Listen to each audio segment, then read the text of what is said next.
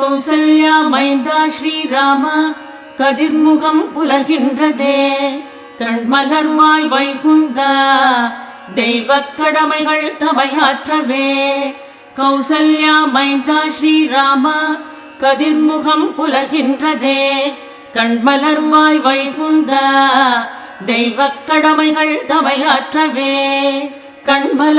கண்மலர்வாய் கோவிந்தா கருடக் கொடியுடையோனே கண்மலர்வாய் கண்ணா மூவுலகை கருணையால் ரட்சிக்கவே.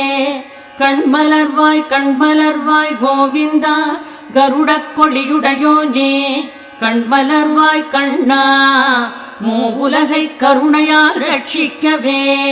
தானே மூவுலகளித்த தாயே மதுகைட தேவி சரணடைந்தார் கருள் புரியும் செல்வி சௌந்தர்யவல்லி.